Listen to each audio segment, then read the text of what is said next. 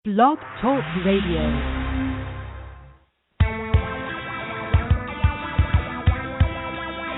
Thanks for tuning in to Fire Engineering Talk Radio. Each week, our host will introduce you to a various cast of characters you will only find here. Each host will share experience, knowledge, and expertise regarding their years in the fire service, allowing you to call in and speak with them live, an experience you can only find on Fire Engineering Talk Radio. So thanks for joining us. Enjoy and stay safe. Good evening, everybody, and welcome to Fire Engineering Talk Radio and tonight's installment of the Professional Volunteer Fire Department. Good to have you here this evening. I'm your host, Tom Merrill, and today is Tuesday, September 8th, and I want to thank you for spending some time here tonight with me or for downloading this and listening to it at a later date at your convenience. I really appreciate it, and I'm getting a lot of good feedback. A lot of people are listening in and sharing their thoughts and their ideas and so many good stories of what they're doing in their home department to make our fire service professional. And again, this show is dedicated to that great volunteer fire service that most of us belong to that are listening. And it's a show where we can discuss areas of concern and also discuss the great successes experienced by volunteer fire departments throughout the world. And while we do that, we continue to reinforce that message that being a volunteer firefighter in absolutely no way means that you cannot be a professional firefighter. And I think those listening in certainly agree with that. And if so, share your stories with me. Feel free to call in, share your stories, talk about your areas of concern. Let us know what's going on in your great fire service. If you want to call in tonight, you can do that at 760-454-8852. Again, 760-454-8852 to call in to the Professional Volunteer Fire Department on Fire Engineering Talk Radio. So what's going on in your neck of the woods? Lots going on in the fire service, but unfortunately, summer is coming to a close very quickly. We have had quite a streak of great weather here in the Northeast. I'm just outside Buffalo, New York, in the Amherst, New York area. And my gosh, we have had the best week of weather probably the whole summer and probably in several years, where it's just been beautiful outside. And I was floating in my pool today, looking up at nothing but blue skies, thinking, oh, man, in another month or two, it's going to come to a close very quickly, but in another couple months, I'll be looking out my window at white drifts of snow. So I hope you're enjoying these dog days, these last few days of summer, I should say. I hope you're enjoying it with your family, with your loved ones. And I think in most areas of the country, it's back to school. Our back-to-school day started today. Some people was last week and others last month. But, hey, with schools being open, it's a great reminder to get the word out for people to drive carefully, to be watching for the children as they're walking to school and waiting for the school bus. A lot of fire departments connect with the community by coming up with some very creative, well-designed warning placards on their vehicles. They put them on the back of pumper rigs. They park the rigs in strategic areas in their communities, just saying to people, hey, let's be on the lookout for the kids. Remember, school is back in session. It's been a few months, and it serves as a good reminder. And again, we talk about this all the time on the show. We're always looking at ways to generate positive PR with our communities. There's another idea, and a lot of companies have picked up on that and done it. Again, putting placards and warnings on the vehicles so to remind motorists and people to be watching out for the kids that are out there waiting for the buses and going off to school. So drive carefully, and let's get the word out there. And again, thanks for listening in. And again, I said earlier, too, that I'm amazed at how many people have reached out to me via the Facebook page, the Professional Volunteer Fire Department, or via my own personal email. It's great. I'm encouraged by talking and communicating with so many great people out there. There's so many good things going on. And if you'd like to reach out to me, friend me on Facebook, either my own personal email, which is simply Tom Merrill, or Facebook, Tom Merrill, or the Professional Volunteer Fire Department Facebook page. You can email me at tamerrill63@aol.com. I am on Twitter And love to hear from you. Love to hear from you. Tell me what's going on. Tell me what's happening in your community. Tell me what's going on with your fire department. Tell me about your challenges and your successes. And speaking of what's going on in the fire service, I'm happy to share with you a few stories. I just recently did a presentation at the Firemen's Association State of New York Conference, which was held a couple of weeks ago in Albany, New York. They were kind enough to invite me in to deliver my message about the professional volunteer fire service. I met some great people, spent a great couple of days there, and what a great organization, accomplishing so much for our state fire service. And I was so happy to be just a small part of that, and I want to thank them. I want to thank Jessica Kirk and locally Dave Winzig and all the other representatives from FASNY who were kind enough to invite me in and make me feel at home and take really good care of me.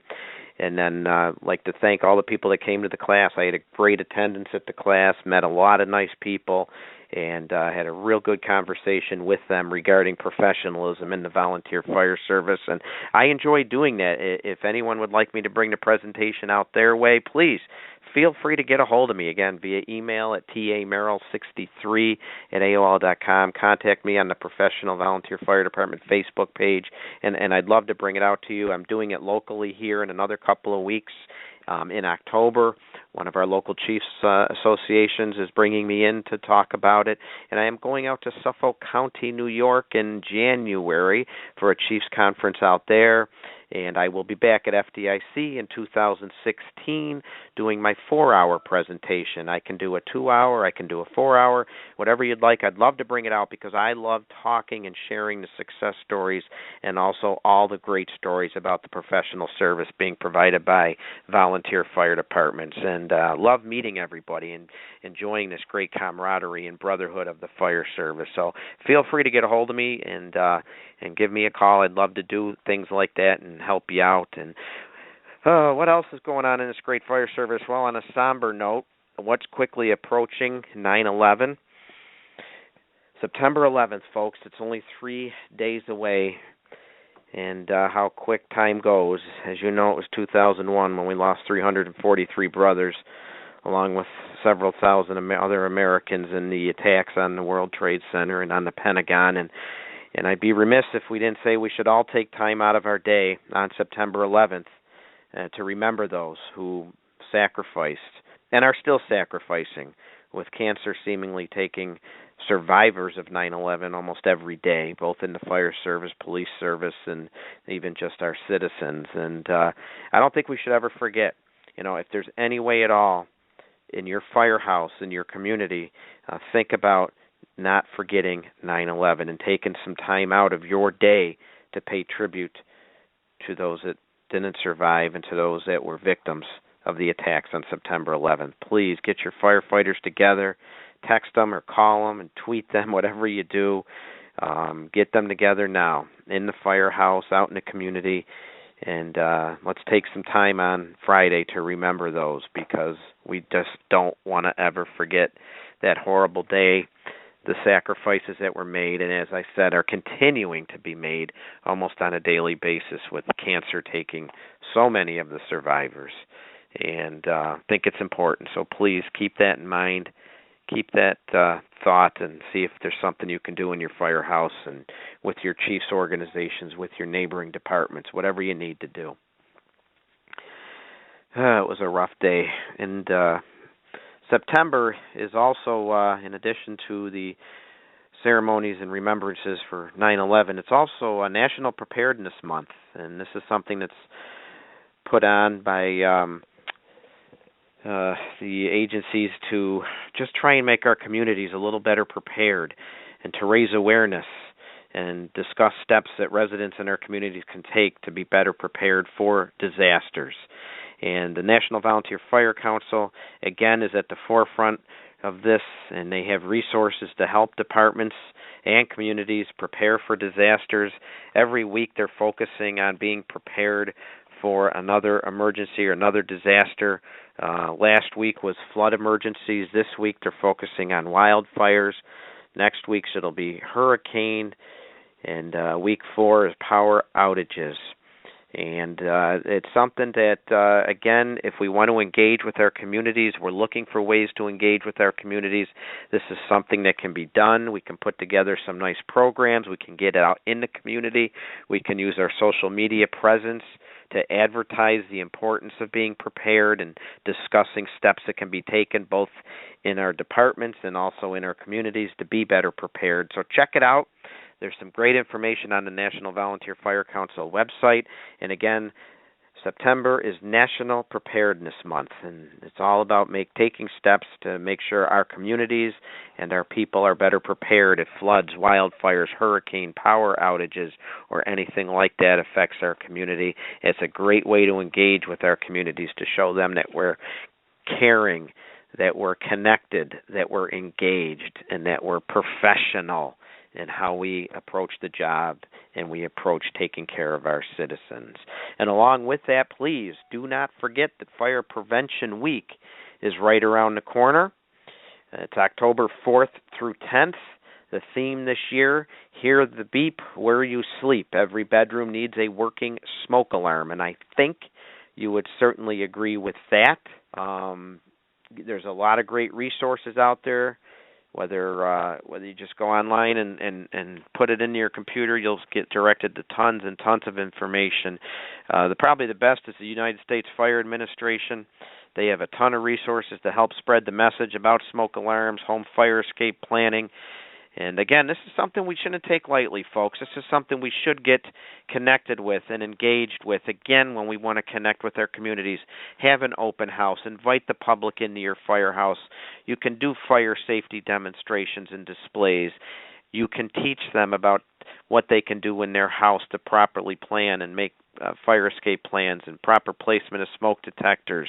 And you can connect with all your residents, and you can also try and recruit new members, which is going to be our topic in a little bit, recruiting new members. Anytime we connect with the community by doing any of these activities, we can try to recruit members. But at all times, we certainly can also sell that professional message.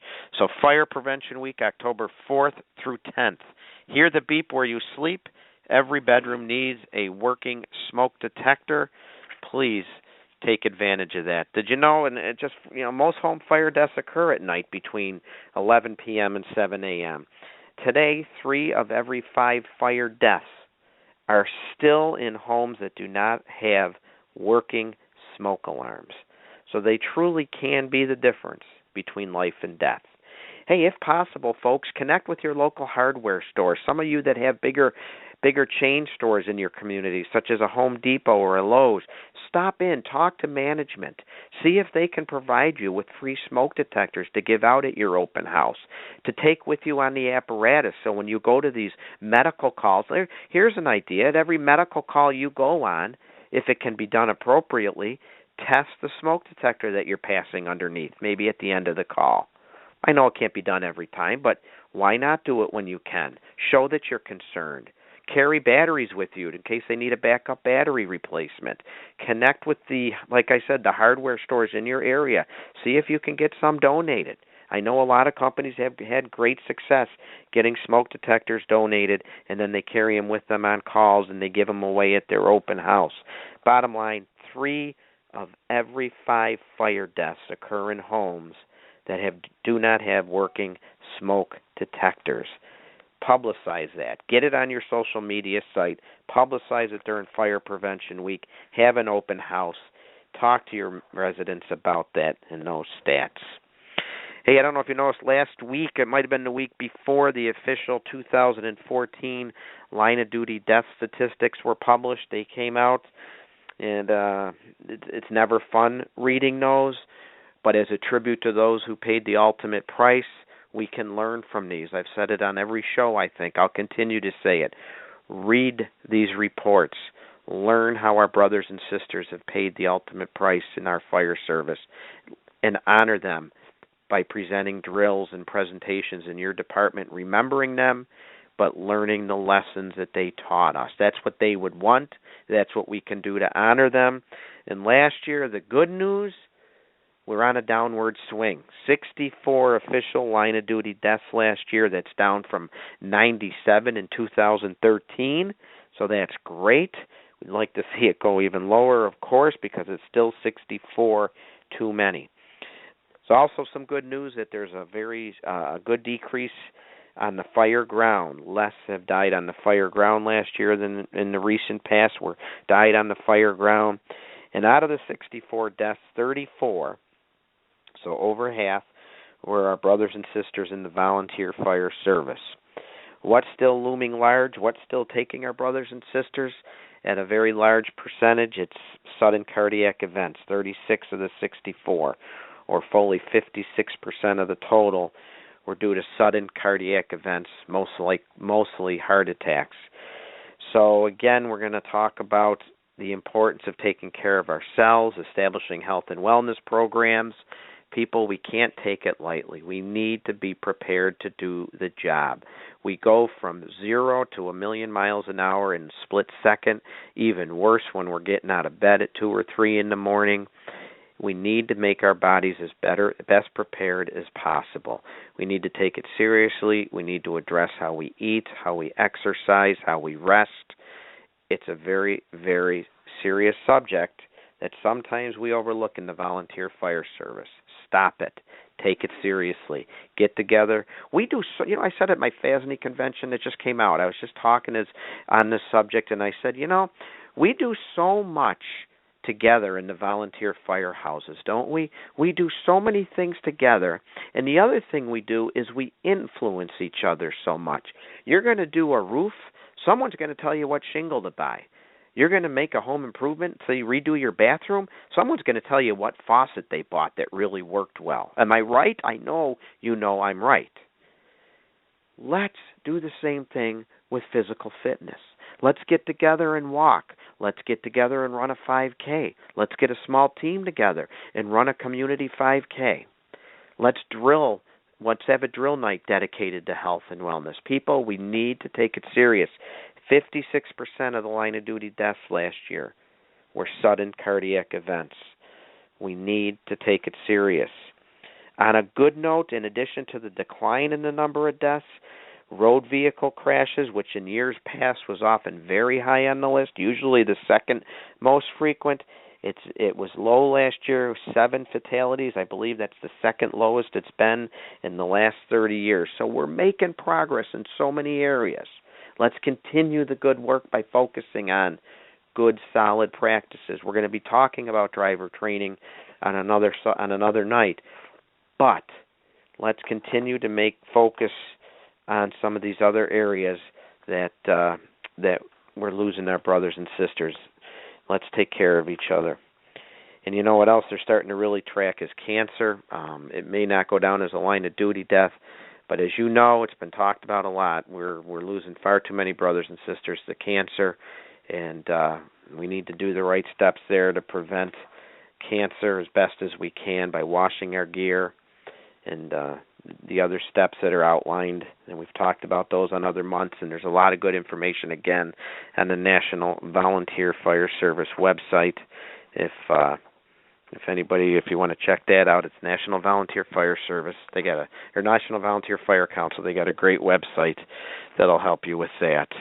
On to some other news, I was just reading that this was a month ago. A lot of fire companies do boot drives, and they have firefighters out in the roadway, which is it's always dangerous, as you know, but a great cause. A lot of fire companies are raising money for charities, not just always their own department. They could be raising money for their own department, but a lot of them doing it for charities as well. Down in Georgia, about a month ago, or it might have been back at the end of July, we had a fire chief get seriously injured when he was struck during a boot drive. And I don't know, at the time he was severely injured. I'm hoping he's on the road to recovery. We're going to send him our best wishes, but a good reminder to try and take the steps necessary if we're going to do these boot drives. Take the steps necessary, folks, to protect ourselves. So, yeah, he's still in serious condition from what I'm reading here. So someone's tweeting me on that now. So we extend our best wishes to him. But let's learn from that. Let's learn that or let's take the steps necessary to try and prevent things like that if we're out and doing boot drives. And again, a lot of good ones being done out there, not just for our own departments, but for charities, because firefighters are such charitable people, and we just want to protect ourselves. So here's a neat little thing that came across the wire, and I thought I would share it with you and leave it to Apple. Apple, as you know, comes out with the Apple Watch recently, and a lot of people love the Apple iPhone and the Apple computer, the Mac computer and all that. Well, did you know, our friend Billy Goldfeder pointed this out, and I don't know if you saw it, but they're actually looking at putting built-in smoke alarms into smartphones and tablets and possibly even the Apple Watch. And that way people would have protection. Speaking of smoke alarms, I should have mentioned this after I talked about the smoke detectors. People would have protection if they're in areas that don't have smoke protection, and or if they're in a hotel room and they'd have it right with them, even though most hotel rooms are protected today. But what a neat idea that they're working on. And I just wonder how that would go from dispatch and being a dispatcher if we get an alarm activation from one of those. I don't know if they would someday tie it to a central station, and if the person was moving, would we be tracking them? We are getting those with medical alarms now. I don't know if anyone's experienced that yet, the medical alarms with GPS on them. And we've actually sent ambulances chasing after people whose medical alarm is going off. The ambulance is going down the road trying to find them. So, but I thought this was neat. I bet you we do see something like this coming down the road, working on smoke detectors to be on our Apple products, our smartphones, tablets, and possibly the Apple Watch. Very interesting. Very, very interesting. So also, I just want to let you know, too, that in addition to the events going on in September is also Suicide Prevention Month. And National Volunteer Fire Council, again, is at the forefront of this, and they have a lot of information. As if we don't have enough on our plate, as if we don't have enough challenges facing the fire service. We're finding that, unfortunately, suicide rates among first responders is high. And we need to be aware of that and take care of our brothers and sisters. And it's not an easy thing, is it? It's not easy to do. So National Volunteer Fire Council has put together some information, share the load, and there's some good information, again, on their website. There's some other partners that have paired up with them, but just be aware that Suicide Prevention Month is all through the month of September. Educate yourself on steps that can be taken to help our brothers and sisters that maybe are struggling, and just be aware that it is an area that has received increased attention lately, and it's very real. In addition to everything else we're talking about with sudden cardiac events, cancer, suicide is also at the top of the list of issues affecting our firefighters. Be aware of it. And part of being a professional firefighter is being engaged and being informed as to what is happening in the fire service. I don't know if anyone noticed the article that came out over the weekend. It may be a reprint of an article from a time back, but there's actually a writer, a professor actually, who got an article published in the Washington Post. I believe it was over the weekend, that was actually advocating cities going back to the volunteer firefighters to protect the cities. Again, our brothers and sisters on the paid side, they're taking a beating. It's unfair. It seems every day you pick up the paper or read the fire websites, you're seeing more and more mud being slung at our paid brothers and sisters. It is completely unfair. This article makes absolutely no sense. This article advocated replacing the paid firefighters with volunteers in many of the cities and towns that have paid departments. It says the return to the tradition of volunteers. And I know you listening can agree with me that in your volunteer department you're busy enough, you've got enough to do, and you certainly probably don't have any time to go serve a city that has 200,000, 300,000, 400,000 people, maybe even 50,000, it doesn't matter, but there's enough on our plate. The argument makes no sense. This gentleman basically was insinuating that the firefighters were just sitting around and doing nothing more than sleeping and eating. Obviously, he doesn't know the job of the firefighters. And You know what else I found out? That we keep telling people that fires are down. We don't go to as many fires as we used to. And while that may be true in the broad spectrum of things, residential structure fires have actually increased in our country every year. Every year, residential structure fires have increased. So there's been some information that have come out on that, and we need to, not sell people short and make them think that we don't go to fires anymore. But in 2009, there were about 356,000 residential fires, and by 2013, there were 380,000. So fires are increasing, and what they're finding is they're actually increasing in our rural and suburban communities. Maybe those that were built in the 50s, 60s, and 70s, they're aging now. They're on their fifth or sixth owner. And then, conversely, as neighborhoods in our bigger cities, for example, my city, Buffalo, they're renovating a lot of neighborhoods and putting in a lot of nice, newer buildings. The workload may get a little lower there, although I don't think they've seen that in Buffalo. But overall, that's what the statistics are showing. Suburbs are getting older, and some of the neighborhoods in our older cities are getting renovated. But fires are not down as far as residential fires. And 2012, we still lost almost 3,000 people killed in structure fires. Between 2000 and 2012, we lost 44,000 citizens in structure fires. Fire is the single largest cause of property loss in the United States. The property loss from fire in the United States is more than the combined losses of hurricanes, earthquakes, floods, tornadoes, and mudslides. So you know what? Fires overall may be going down. Residential fires have not gone down. The firefighters' workload certainly has not gone down. There's enough for firefighters to do, both paid and volunteer, and the idea of replacing paid firefighters with volunteer firefighters is ridiculous. That's my editorial for tonight. We certainly have enough to do as volunteer firefighters, and as such, we need as many members as we can get, which is going to get me into tonight's conversation, recruitment and retention. Before I get into that, I do, again, want to apologize for anyone that may be listening thinking Mike Wilbur was going to be on tonight. I publicized it way ahead of time, and also, again, over the weekend that Mike was all set to be on tonight. Mike Wilbur is nationally recognized for his expertise on driver training and driver training programs, retired out of FDNY, longtime volunteer firefighter. He profusely apologizes. He had some flight issues. He was flying today, was supposed to be settled into a hotel room by now where we could engage him in a good conversation on driver safety.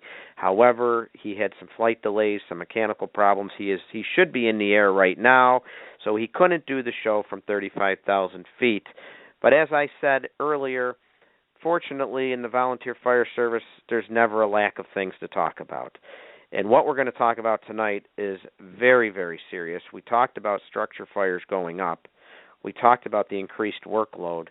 We need to talk about how we have to get more members to help us out. In most areas of the country, we are struggling, desperately in some cases, to fill the boots, to get people's feet in the boots to help us out. I believe there's around 786,000 volunteer firefighters, making up about 69% of the total fire service. 12 or so, the number of volunteer firefighters has decreased dramatically. I believe over the last 6 years it's dropped by 41,000. And the average age is increasing too. They're finding that more and more firefighters, and I fall into this category now, are 50 years of age or older. I believe about 30% of our volunteer firefighters now are 50 or over, where just in 2000 that was about 18%. So we've got our work cut out for us, but we got the right person to talk to about this with us tonight, and I want to give a huge, huge thank you to a good friend of mine and an expert in the area of recruitment and retention, among many other things in the volunteer fire service. I'd like to introduce Tiger Schmittendorf, who works for the Erie County Department of Emergency Services. He's a deputy fire coordinator. That's in my county, Erie County, which encompasses Buffalo and my hometown of Amherst. He actually oversees training and other operations for 97 departments in our county and over 5,000 first responders. He's an author. He's an emergency manager. He presents many, many times on many, many subjects, but one of his best and where he can help us out a lot, and I really look forward to talking to him tonight, is in the area of recruitment and retention and hooking our not just young men and women, but all men and women in our communities. So I'd like to welcome Tiger aboard and say thank you for joining us tonight, Mr. Chief Schmittendorf. Thank you so much. Thank you, Tom, and thanks for thinking of me. And I'm the one who feels bad that your other guest wasn't going to be on tonight, and that I wanted to listen to what Mike had to say as well. He's always has a wealth of knowledge to share and is a real mentor to a lot of folks and has helped a lot of people in their careers. And he expressed he was so upset, and he really felt bad, and we're going to get him. We're going to get him out, and maybe even next time, which is in October, we're going to do our best to get him. So, but like I said, so much we can talk about. As you know, there's just so much to discuss when it comes to recruitment and retention. And before we maybe get into that specific topic, if you wouldn't mind, Tiger, if you wouldn't just give people a little bit of information about yourself and where you come from and how you got involved in this, and give us a little background about you. Well, I don't honestly want to bore him with too much detail. If you Google my name, you'll find several instances, and it doesn't take too long to figure out that I'm pretty passionate about the fire service and all the great things it has to offer. This is actually just finished September 1st, my 35th year in emergency services as a volunteer firefighter, and I've served for almost the last 17 years as the deputy fire coordinator for Erie County. So count my blessings every day that I got to make a career out of doing something that I love, and I feel very fortunate for that. And I'm also humbled by having such a large network of great friends and brother and sister firefighters around the country and around the world. And there's nothing I enjoy more than helping people do what I call connecting dots. And that is, I'm privileged to have a large network of folks who have access to a lot of resources, and I frequently have folks reach out to me in need of resources. And like I said, I enjoy connecting those dots and connecting those people in my network for the benefit of all. So as far as recruitment and retention goes, that story of mine goes back 25 years when my chief at the time at the Evans Center Volunteer Fire Company asked me to attend a county-wide meeting on recruitment and to come back to our station with some ideas. I did so, and I went to the first meeting, came back, put together a 15-page field action guide as to how we were going to recruit 5 new members and bring 5 inactive members back to active duty. I went to the next meeting. There were about 125 people in the room, and everybody had my plan in front of them. And it was kind of that singular event that catapulted me to the forefront of our fire service as it relates to volunteer recruitment and retention. And while we set very conservative goals of just bringing in 5 new members and bringing 5 back to active duty, I half-jokingly say that we failed miserably, because instead of doing that, what we actually did was doubled our membership from 45 to 90 members in 4 months' time. So now you had how many people to train and throw into the operation, huh? Absolutely. And it was definitely probably one of the greatest life lessons I ever learned, especially when it comes to recruitment and retention. It's definitely a be careful what you wish for story. And I know looking back now that we focus certainly on quantity and not enough on quality. But really, what happened the most was before span of control was even a popular ICS term necessarily, our span of control got out of control. And imagine belonging to or working for any organization that doubles in size in 4 months' time. And imagine all of the not only logistical challenges of that. We were 30 of virtually everything short, 30 sets of turnout gear, 30 pagers, so on and so forth. But also the people challenges that come along with doubling the bottom of your organizational pyramid. So it was a great lesson, one that I've shared over and over again, and also helped others better manage their growth and take it as it comes, so to speak. But the bottom line is we need to be prepared whether we are plan to be successful or whether we plan to be unsuccessful. Either way, we need to be prepared. Absolutely. And I'd like to remind people that they are listening to Fire Engineering Talk Radio. I'm Tom Merrill, host of the Professional Volunteer Fire Department. If you'd like to call in, we're talking with Tiger Schmittendorf about recruitment and retention. Anyone out there would like to call in and talk to Chief Schmittendorf or myself, or talk about concerns you have or ideas you have for better recruiting and retaining members or challenges you're facing, please, we'd love to hear from you. Give us a quick call at 760-454-8852. Again, 760-454-8852. Give us a call. We'd love to hear from you. And Tiger, this is a national issue, right? I believe I read the stat there that nationwide, again, we depend on volunteers so much. Fully 69% of our fire departments are volunteer, but nationwide, the numbers of volunteers is just dropping dramatically.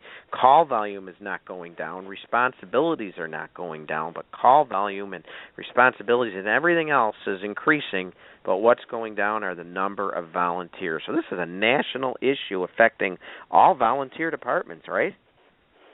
Well, it definitely is, and quite honestly, as I look at some of those numbers, I'm not sure that some of that adjustment isn't, I guess, what in corporate terms we would call right-sizing our organizations. You know as well as I do that when you have an influx, a significant influx of new volunteers, it creates two opportunities for you. One, to maybe be a little more selective on the front end, but maybe do some pruning on the back end as well. And I'd like to think that those numbers, while they are lower than previously reported, might actually be more accurate as to the total number of active firefighters, not just necessarily members of our organization, whether they're inactive or social or associate or auxiliary and things of that nature. So to look at the raw number, certainly it's going down, and it's gone down dramatically over the last 10 to 20 years. Some of that was very predictable. Some of it, I think, is within our control, and a lot of it, quite frankly, is not within our control, and it comes down to sometimes picking the battle, picking the ones that you think you can win. But I'll tell you, a great opportunity that you spent probably the first 5 or 10 minutes of your show talking about was all of those tremendous opportunities for engagement with our communities that are coming up just in the next 2 months. I coined a phrase a while ago, and whenever I see a glaring example of fire departments that are doing it right, I repeat this phrase in the caption as I post it or share it otherwise, and that is treat every public interaction as a public service, public education, public relations, and yes, a recruitment opportunity. And you talk about things like National Preparedness Month, and then also certainly Fire Prevention Week coming up in October, and all the end of summer activities, school being back in session. All of those are just more and even greater opportunities to interact with our public and take advantage of them as a public service, public education, public relations, and definitely recruitment opportunities. So this is a great season to bolster your ranks and get people engaged and informed and get your fire department back on track. And it's funny, and I know you've heard this, and I'm sure a lot of our listeners have heard this, how many times when you are interacting with the public and you do point out to them that you're a volunteer fire department and, oh, by the way, we wouldn't mind having more members. How many times have you had that citizen look at you and say, you're all volunteer? I had no idea. Right. And maybe maybe, Tom, in communities more like yours than in mine, but it's with us being more rural than what Amherst is. But even so, it's something that I know you and I have talked about extensively, and it's something that I struggle with every day. And that is, as the volunteer fire department strives to look and act and sound and present themselves as being more professional, we can never let go of that word volunteer. And we need to constantly remind and refresh folks that, yes, while we provide a high level of professional service, it's volunteers that are actually providing the service. And I love the logo, and I've seen it. I believe our good friend Chief Wext over at Depew has it, Depew Fire, great group of firefighters right on their apparatus, professionally staffed by volunteers. I love it. I wish I could steal it for my own rigs. That is just a great thing. But we have to live up to it. So let's say we are in a volunteer company that is struggling. We are struggling to get people in the community to join. Let's talk about some of the steps we can take. Now, we did talk about a huge one, which is treating every public interaction as an opportunity. Well, I'm going to say first and foremost to sell yourself as a professional, because that's what my show's all about. But Absolutely. It's also an opportunity to get the word out that, hey, we're looking for members. Let's talk about what it takes to be a member. What are some things we could be doing? Well, a lot of folks, myself included, sometimes I get caught in this trap because of my background in marketing and sales and things of that nature. I want to jump right to the marketing campaign. I'm already thinking about, what is our motto, what is our theme, what's the logo going to look like, what are the posters and flyers going to look like, when really what we need to do as an organization and as a fire service as a whole is step back and truly do, whether it's a, quote-unquote bar napkin review or it's a more detailed, data-driven analysis, we need to do a needs assessment of our organization. And I think a lot of people get caught in this catch-22 trap of, well, if I had more volunteers, I could free up time to do more recruiting, not realizing that if you actually took the time to recruit, you'd end up with more volunteers. So we need to step back, not just look at how many volunteers we need, but break it down by category of job description. What types of volunteers do we need? In a lot of departments, I see people wearing multiple hats, and I fell into that trap, over and over again in my career in the volunteer fire service, where if we learn to diversify not only our workload but our workforce and look at the opportunity to bring people in to do everything other than firefighting. So you're an advocate for breaking down different or introducing different levels of responsibility from members. You don't all have to be a frontline firefighter. Absolutely. Not everybody has to do everything. Everybody just needs to do something. And that's controversial. I wouldn't say, it might not be controversial, but that some people have a hard time with that, Tiger. I think you would agree, especially the old guard. Change is hard in the volunteer fire service. And there's many, many companies out there, right, that when you join, you're saying you want to be a frontline firefighter. So you're thinking you have seen evidence that when you open it up to a broader category of people, when you're more accepting of people that maybe will do other jobs for you, that can certainly help your membership and also get people to do many of the important jobs that still need to be done. They don't all have to be an interior frontline firefighter, correct? Well, absolutely, and it's all about diversifying your workforce. It's about creating flexible memberships. It's about the simple and very still true old adage of allowing people to be good at a few things instead of poor at a lot. And I think we're having a lot of our more experienced firefighters who are falling into that trap or that category, and new firefighters even starting out. Look at this laundry list of all these expectations that the organization has for me and thinks to themselves, how could I possibly accomplish all of that? And I'll give you an example.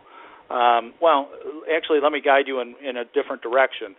25 years ago in the Evans Center Volunteer Fire Company, we created a new form of membership. At the time, we called it corporate members, later changed to associate, and then eventually renamed to Fire Corps members to make it consistent with the national program, which you can find out more about at firecorps.org. It's another offshoot of the great organization you mentioned a little bit ago, the National Volunteer Fire Council. And our motto towards Fire Corps is firefighting isn't for everyone, but volunteering can be. And it's about diversifying our workforce to say that the job that used to take 10 people 10 hours a week to do might require you to now recruit 20 people who only have 5 hours to give you. And that's a very unfortunate reality of today's society. Maybe not one of those things that we can change at least early on in the process, but if we do hook them correctly, we can certainly engage them. And the whole premise behind Fire Corps is, if you have a knowledge, skill, ability, time, or simply an interest, as I say, from accounting to auto mechanics and everything in between, it's our challenge as a fire service to find the right fit for you in our organization where you can be a contributing member. Right. And, I'm sure so many of our listeners out there, and I myself, and I'm sure you yourself, can think to themselves of that company meeting where they're trying to fill a spot, and it's like, oh my gosh, we have nobody to be treasurer, or oh my gosh, we have nobody to be secretary, or whatever, auditor, or whatever the case may be. Here's an opportunity to possibly fill spots like that. You may have a man or a woman who works at the local bank and has no desire maybe to be an interior firefighter or take a hose line in, but to help an organization out with their books, I'll do it.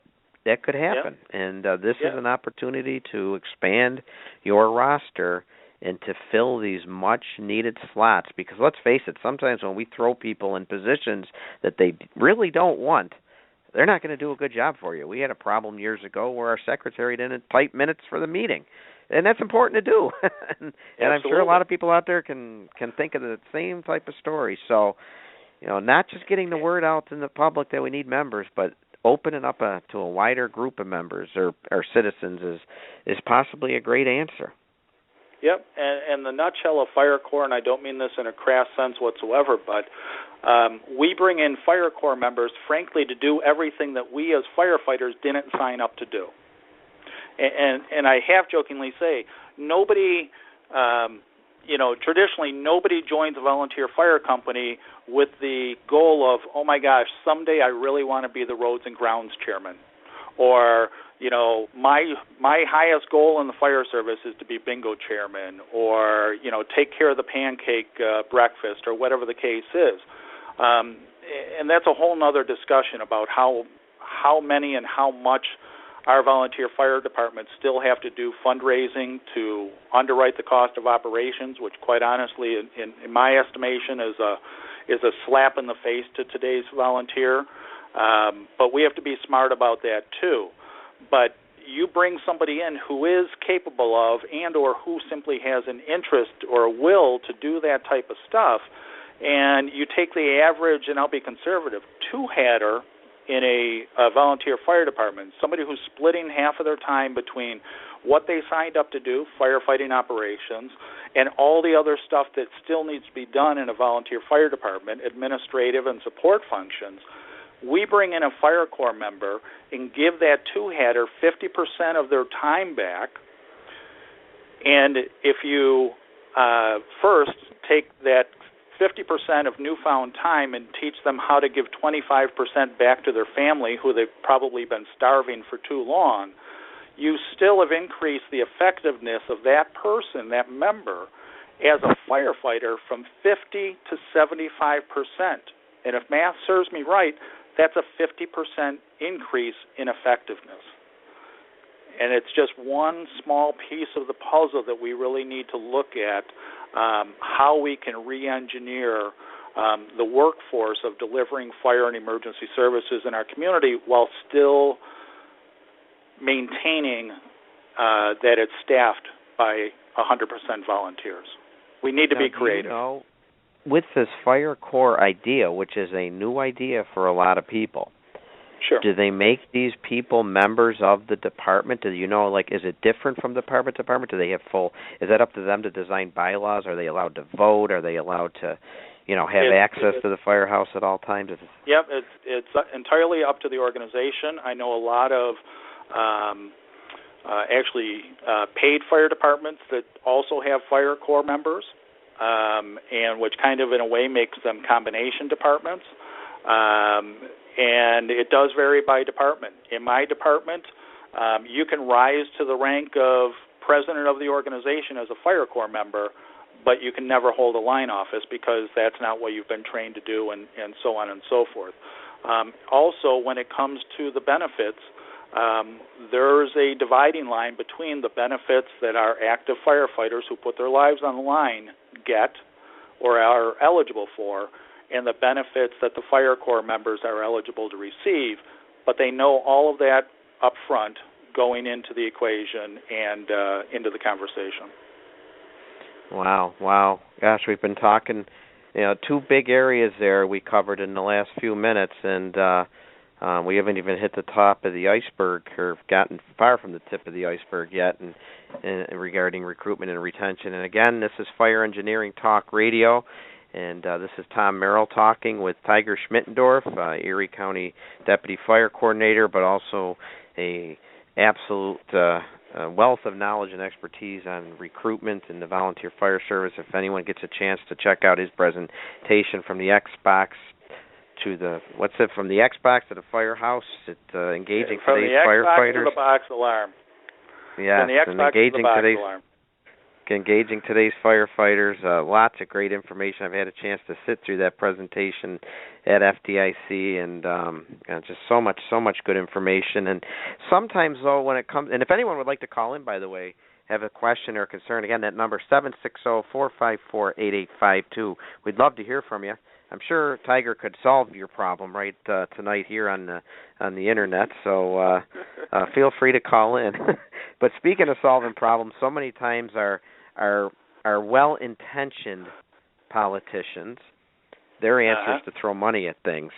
And studies are showing that's not always what people are looking for to join an organization, right? They're not always looking for the money or some sort of break. Although when I go through some of the stories I see at local levels, there's all sorts of campaigns for tax reduction or freebies or discounts at local stores, and it carries over to the state levels, and it's actually even carrying over to the national level as legislation has been introduced almost every year to help with tax reductions for volunteer firefighters as a way to entice more people to join. And, hey, I'm not against it. I mean, anything to help my bottom line out, but that's not always what people are looking for, is it?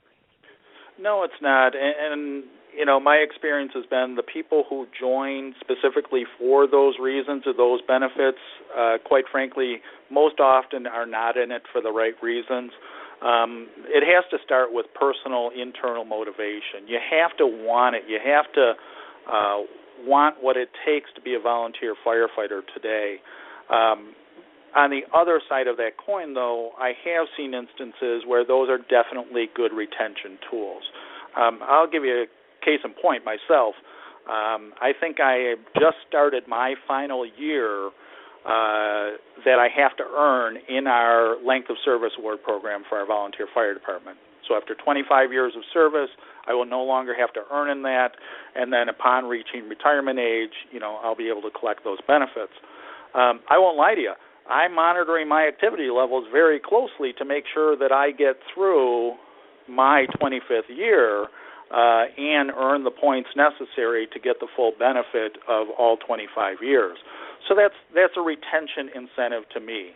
And not that, I have any intentions of stepping aside once that commitment or involvement is, since passed, but again, it's something that I'm keeping an eye on, and it is a goal of mine to get that 25 years of earnings in our length of service award program. Frankly, to me, that's a token gesture, payback to my family for the sacrifices that they've made on my behalf for the last 35 years in the volunteer fire service. So I owe it to them to make sure that I'm earning the points, that I'm maintaining my activity and training levels and all the necessary requirements to ensure that they get the full benefit of that, when I'm eligible to actually receive those dollars. So the bottom line to, this conversation about throwing money at it, the greatest and least expensive recruitment tool we have is a mirror. Look at yourself in the mirror, and you determine whether or not you're as good of a recruiter as you need to be. And if you're not, find somebody who is. But in my best guess, you're going to look in that mirror and say, I have or I am a part of the solution to recruitment and retention. Because we know time and time again, and I don't really care what business it is you're in or what you're trying to sell, word of mouth, personal referral is still the greatest sales tool ever invented. And absolutely, I totally agree with you on that. 100%. There's no better recruiter than yourself. Yep. It's not somebody else's job. That's right. And Tom, and you and I know from a lot of early morning, midday, and late night conversations that regardless of what the subject is that I talk about in the fire service, most often I don't focus on the tactics or the strategies. I focus on, first and foremost, about the fact that we have to change our mindset about both the challenge and the solution, because all the best tactics or strategies in the world are useless if we haven't first changed our mindset about the challenge and the solution. And just looking at the fact that we have the greatest recruitment tool and recruitment force already in place in our existing firefighters is something that we have to change our mindset about. Yeah, absolutely. And again, people, that you're a recruiter. You don't have to have a special title. You don't have to have a special designation from your department. You can act as your department's recruiter, and you can do it by being professional, friendly, informative, and show the people in your community that if they were to step forward and volunteer, they're going to be part of a professional organization that is second to none, and you want to make them be a part of it by showing what you do, and again, that's from every member can be a recruiter. You don't need that special title.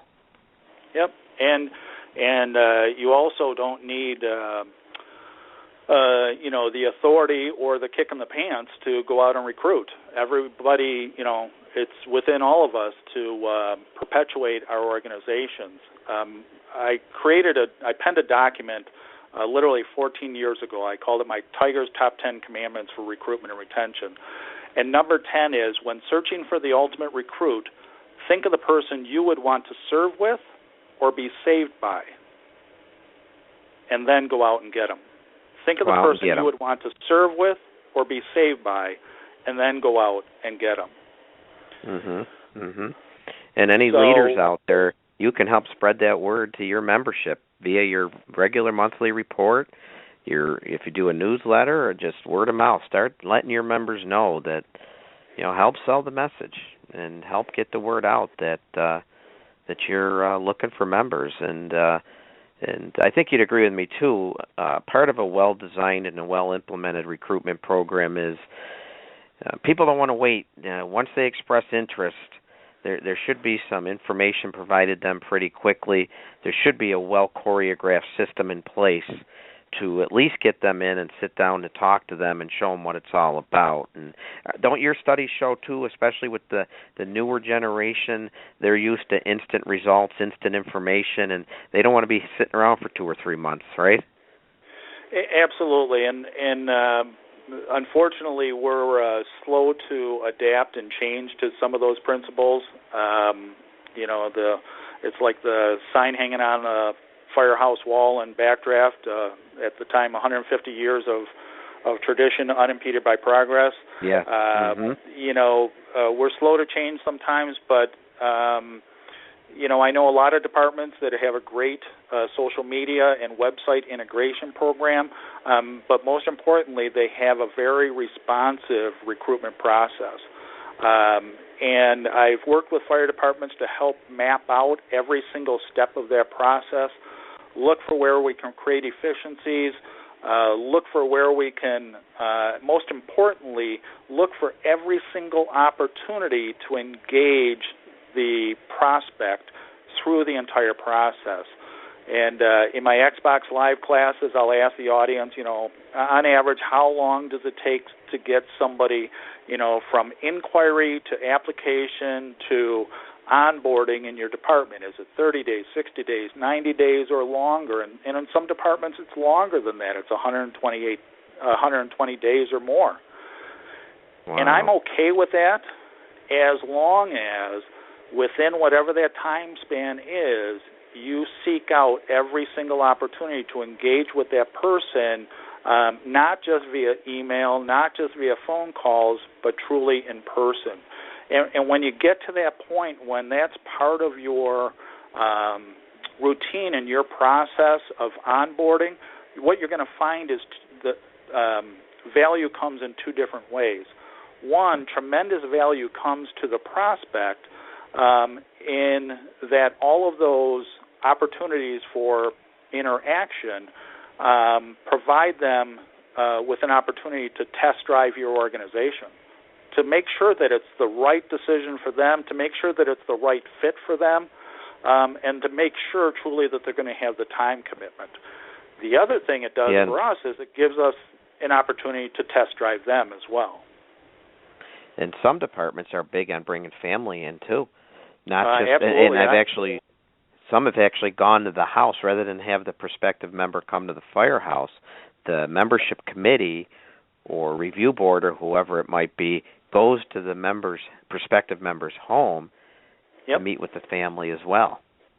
I can't think of a better way of doing it. And to me, Tom, what that demonstrates is a clear understanding of the difference between the word need and wanting of volunteers. I'm sure everybody listening and yourself can relate to this. I have an awful lot of people in my life who definitely need me. But there's probably a shorter list who not only need me, but want me as well. Right. Okay? Yeah. So people, whatever position you hold or hat you wear, whatever the case is, everybody needs you to do that job. But there's a different personal feeling, there's a different personal attachment to the word want. And what a tremendous demonstration of the fact that we not only need volunteers, but we want you to volunteer and be a part of our organization by going to their house. And my hat is off to anybody who also engages the family in that conversation, because you know better than anybody, Tom, and I'm sure everybody listening, that this is not just me volunteering, this is us volunteering, and it takes a family commitment to have a volunteer firefighter in the family. Absolutely. And the one thing that I like to point out, too, is I try, as much as we're being honest and as much as we're being upfront with our prospective members and the family about what it's going to involve, I try to do it in such a way and to stress to do it in such a way, don't scare them. Because you can scare people off. You can also point out and this is, in addition to outlining the training process and responsibilities of being a member of the organization, the intangibles, and that is the second family. Yep. And all the great benefits that come with that. That some people throw it around like candy, but we've both experienced being on the receiving end and the giving end of brotherhood, and that's something that once you know what it's really like, you'll never want to experience anything else again. And to be able to extend that to the families and help them understand what it really means at the core of the fire service to truly experience being on the receiving and also, just as importantly, to be on the giving end of brotherhood. is key to engaging the entire family in the process. And so we do a good job. We have our members aware that they're a recruiter. We have our members aware that they should be exhibiting professional behavior on calls and at details, while also getting the word out that we're always looking for additional members. We have a good committee put together that is responsive to somebody's application, that is meeting with them, keeping them informed, and even if getting them into the department takes several months, at least engaging them regularly, and as you said, maybe more than just a phone call. What else can we do to hook members? We've opened it up to a broader section of our community, because let's face it, a lot of people in the community, back to what we originally talked about, probably are thinking, oh, all you want is that 22-year-old well-fit young man to be a member of our department. We probably need to say that once again. No, open it up to more than frontline firefighters, right? So we do that. Right. Yep. But overall, you're hitting on a key subject, and that is, regardless of how flexible your membership is, or what types of benefits or even requirements you have to start by being a inclusive organization. First impressions mean a lot, and first impressions are virtually everything, especially to today's generation of firefighters. But the same goes for, I'll say, the potential candidate with more life experience. I never say older, I say more experienced. So those with more life experience, that first engagement, that first interaction is sometimes the most critical. I'll be the first to admit, I'm humbled that I get invited into firehouses all over the country, and when I go and I teach, or I don't even call it teaching or presenting, I call it having these Xbox Live conversations, I purposely ask the folks bringing me in if I can stay in a busy firehouse as opposed to a hotel, because it's, one, I enjoy it. I enjoy, seeing how other organizations and departments operate, and I still like running calls. So, but there's a difference between when you walk into a firehouse and the members are sitting around and you don't even get acknowledged, versus fire department, you walk into the day room and the firefighters are doing whatever, and everybody stands up and walks over and greets you. There's a huge culture difference there. Yeah, they've established a good culture.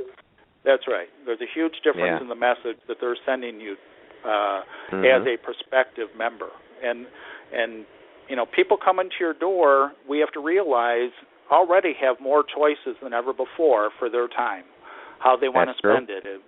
I can work extra hours, I can spend more time with my family, I can do my other hobbies, or I can volunteer, and volunteer firefighting or being involved in the volunteer fire service, I'll say, in general, is just one of those opportunities that they have available to them.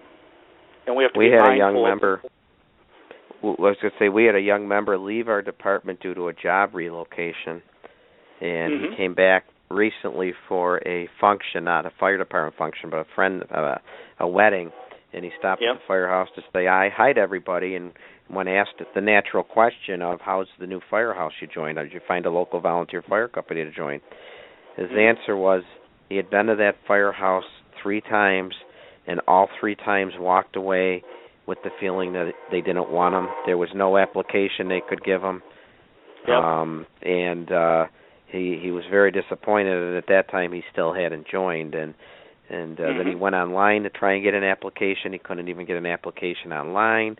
So I think 2 important lessons there. Again, it's the culture of being open and accepting, and number 2, being organized and having a process that is communicated to your membership that, hey, if somebody does stop, it could be as simple as the applications are in the desk drawer in the watch room or communication room or in the truck bay. It sounds so simple, but we miss on these points, don't we, Tiger? Yeah, we do, and it is those simple things that really shoot us in the foot, because I'm very fortunate. We've had an awful lot of members come to my fire company, and in the interview process, we'll say, well, you realize that you live closer to fire department X or Y, whatever the case is. And they say, yes, but, my first experience with them or my first introduction to them just wasn't good, and I didn't feel warm and welcome and all of that. And I got a different feeling when I came here, which is great for us, bad for them, and maybe we caught them at a bad time, or maybe they need to rethink some of their how they deal with people and things of that nature. But yeah, and I want to touch on one thing, Tom, and you mentioned it, because this whole idea of an application in the drawer and stuff like that, because this is kind of a handoff tool. One of the things that we implemented several years ago in our department is that nobody other than the chief or a membership committee member hands out applications. But anybody in the fire department can hand them a prospective member guide. And I think your department uses the same thing. In fact, I think I've stolen it from you, or we borrowed back and forth. I think we borrow ideas from each other. Exactly.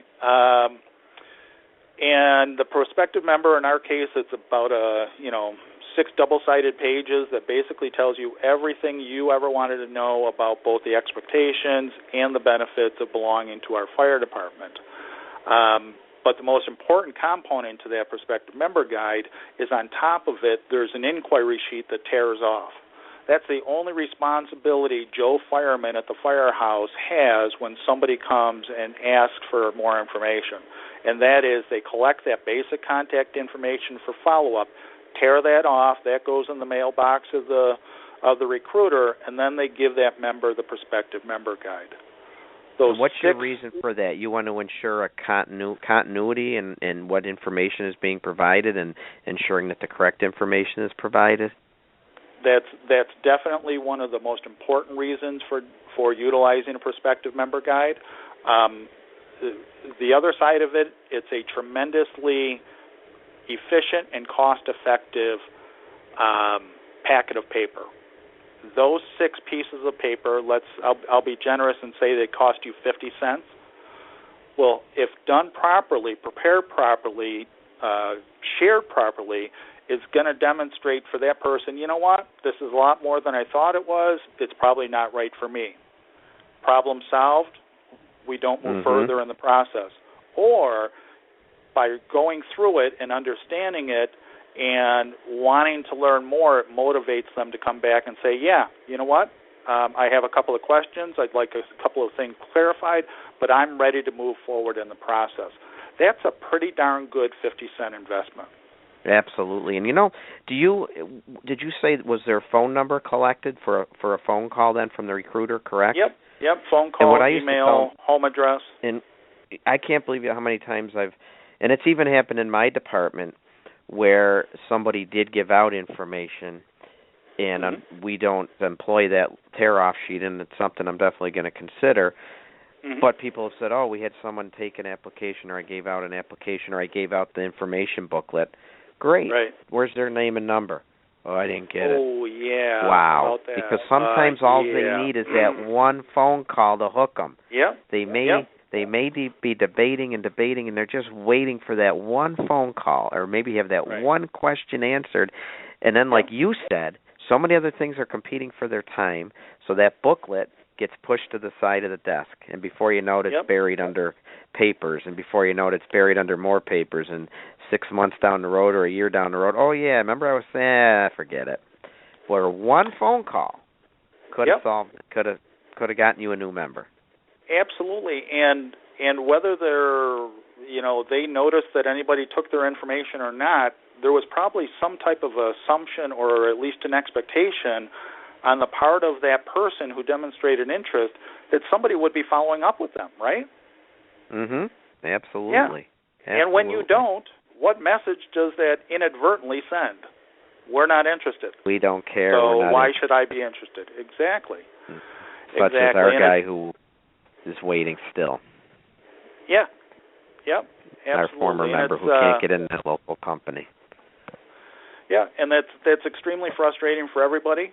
In my role in the county fire safety office. Unfortunately, I do get phone calls occasionally from people who are struggling, are literally fighting, clawing their way in to try and get into a volunteer fire department, and are either being stonewalled or there's just not the fire department's not being responsive. They didn't hear back or something, and nothing frustrates me more than to hear those types of stories, because we put an awful lot of effort and invest an awful lot of money in creating the awareness that there are volunteering opportunities for our local volunteer fire departments, and that really just derails things and defeats the purpose.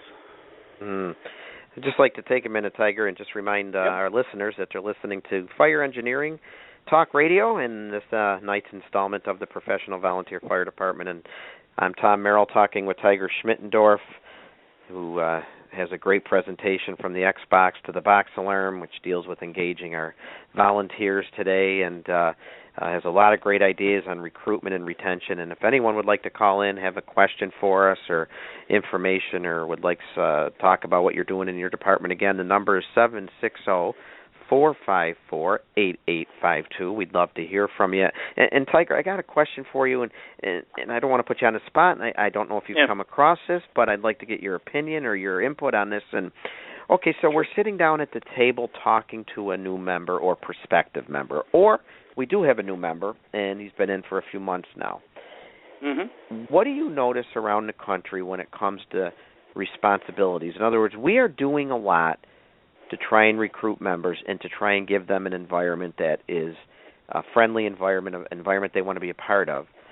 But what about the demands we're placing on them? In other words, is it routine for departments to say, okay, you're a member, you have to make 25% of all calls, or you have to go to drill every single week, or you have to go to 10 of the 12 monthly department meetings? And is that somewhere we can't tweak at all because, we need the training, we need them to be involved, or is that something now some departments are looking at, well, we'll take them whenever they're around, and if they can only make a couple calls, oh, well, we don't care? What do you notice with that, or what do you see with that? Is it a challenge? Is it something that companies are rethinking? Well, it's definitely a challenge, and I know that years ago when we were flush with volunteers, compared to some departments where we've flushed our volunteers today, they struggle with maintaining that balance, maintaining that standard, and I'm going to touch on three key words associated with that, and one is a quote that cannot be attributed to me, but it's one I've repeated ever since I heard it, and I wish I could remember the instructor I heard it from at FDIC a couple of years ago, and that is, the standard we allow is the standard we set. The standard we allow is the standard we set. And in my experience traveling around the country visiting a lot of volunteer firehouses, I can tell you that those that are most flush with volunteers probably have the highest standards for training, for participation, and so forth. But they've also managed to strike a balance that whatever those standards are, they've made them achievable for various levels of membership. And you could take the scenario where, a traditional trajectory of a new volunteer firefighter who joins at 18, headed towards 25, is getting some experience under the belt, maybe a couple of fires, some good rescue calls or something where they've, gained a tremendous amount of knowledge and experience that they can build off of. They're taking on additional responsibilities and probably working towards or already in an early officer position. And then right about 25 or so, what starts to happen typically in most people's lives? Life gets in the way. Marriage, does, yeah. Job. Yep. All those. Kids, careers, marriages, home ownership, all those things. And suddenly they find themselves in a situation where they can't volunteer to the level that they would still like to be volunteering because they have all these additional responsibilities. But think of it. Do they immediately forget everything that we've trained them on, we've taught them, and the experience that they've gathered in the time that they've already had with us? Of course not. No, they don't. I'm a firm believer in if you don't use it, you lose it, but there's certain, core skills that are still like riding a bike and they stick with you. Does that mean that we don't any longer have a place for them in our fire department if they can't be everything to everyone? Well, if that's the case, and quite honestly, I think it is the case for a lot of fire departments, otherwise we wouldn't be in the situation we are in. I refer to it as a retention cliff. And instead of modifying our membership or creating a more flexible, achievable, attainable level of participation for that particular member based on their circumstances, both everything else that they have to contend with in their life and everything that they've built up in their toolbox already, then good luck to you. Mhm. Yeah. And I think that's a lot of the problem. I think the challenge too is you have to still balance some responsibilities that they have to the organization. Oh, absolutely. Yeah. With bending it a little bit to accommodate them. So yep. There's got to be somewhere to meet in the middle. Yeah, and I'll tell you from a personal standpoint, I've always told my wife Lori, and we've been married for 28 years and together for 32 plus. Okay. You want to complain that I go to too many meetings at the fire hall or on too many calls and I'm not home enough, things of that nature. I understand that. I appreciate it. And I can adjust my activity levels based on that. But what she should never, ever complain about me doing is going to too much training. Because I remind her that it's that training that's got me to where I am today, and that keeps me alive on every call that I go to. So maybe you're just in a training mode and less of a participation mode or something of that nature. Maybe that's more achievable for certain members. I'm another living example of that. It's easier for me to carve out blocks of time in my schedule that I know I need to be somewhere at 7 o'clock on Tuesday night, as opposed to it's real difficult for me to catch a call when I happen to be around, and invariably when I'm around the most is when we have the least calls, right? Mm-hmm. That seems to be a common theme there. Yeah, So and I'd like and I'm sorry, go ahead. No, I'm saying that's the type of balance that we need to look at, and again, that comes down to, we need to get away from this broad brushing. Painting the solutions one size fits all, as well as perhaps, one size requirements doesn't fit all either. And that's another way of diversifying our membership and having different levels of participation. And I'm fully in agreement with that. Benefits should be tied to participation, but not just today's participation. What's the longevity? What's the history there, as well as to what you've earned? Yeah, and I know some departments have had success maybe not holding people as accountable for call response details or meeting details, but they don't skimp on training. And there's something to be said to that, because at least at training, they're still working with their other teammates and staying on top of things and sharpening their skills. So, another area that the person who shows up randomly or fairly frequently on a bunch of calls but has never been to training, how does that compare to the person who keeps up on their training and occasionally makes a call? Right. Who would you rather have on the fire ground? I'd probably want the person who has some experience behind them, but at least is maintaining their training, so that when they do show up, I don't have to be concerned about them being a liability to us. Right. And you need that from a documentation standpoint, and all the other people that we have to answer to as well. So I don't discount the fact that it is a big balancing act. It's largely what my whole article and class titled "A New Pyramid Scheme for Your Volunteer Fire Department" is based on. But our ability to right size our fire service, our volunteer fire service, is only limited by a couple of things. One, our imagination, and most importantly, our sheer will and determination to make changes. Yeah. Now let's talk for a minute about some of your classes, especially from the Xbox to the box alarm, and let's dispel what sometimes our veteran members, these kids today, they don't know anything. These kids today, they'll never learn. These kids today, they just don't care. And right. If you'd like to spend a minute with you, because I know that's a huge concern of you, that we have to dispel that because it's not true. And there's also quite a large group there that can be enticed to join the volunteer fire service. Do you agree? Oh, absolutely. And I think that to a large extent, this generation, what I've dubbed the Xbox generation, which probably the most prevalent titles are Generation Y, and now we're into Generation Z, which we don't know too much about yet, but we're learning pretty quickly.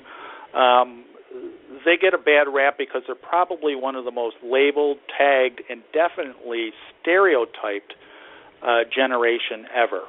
And it's really unfair because, again, having the opportunity to spend time with these young people, specifically in a lot of firehouses around this country and Canada, I can tell you that there are virtually no limit to what I call exceptions to the rule about their generation.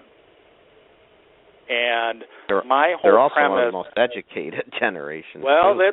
that's absolutely right, to their credit, and unfortunately to also their credit line and the student loans that they're going to be. We're both dads of Bonaventure students. Don't we know that all too well? Yes. Yeah. They're definitely very educated. And one thing that we have to acknowledge is by the time they knock on our door, whether it's via Facebook, Twitter, a phone call, or physically knocking on our firehouse door, demonstrating an interest in volunteering, they've probably already done their homework about us. They probably already know more about us than maybe we're even, acknowledge, or maybe we're even, comfortable with. But there's a good chance that they've done their homework. And a couple of key phrases that I leave as takeaways about my Xbox Live conversation. First is the whole goal for the conversation is to take, frankly, our generation, the more experienced firefighters again, from the perception that today's firefighters are all unmotivated slackers, to the reality that, at least what I've experienced, is that most of them instead are truly starved for strong, effective leadership. They're not unmotivated slackers. They are just literally starved for strong, effective leadership. But if you think about it, in many cases, and in their defense, that's a foreign term to them, and that's a foreign culture and concept to them because they weren't exposed to strong, effective leadership at home, because in many cases they had friends instead of parents. They didn't get it in school because we've stripped teachers and administrators of virtually every right and authority to impart discipline and respect.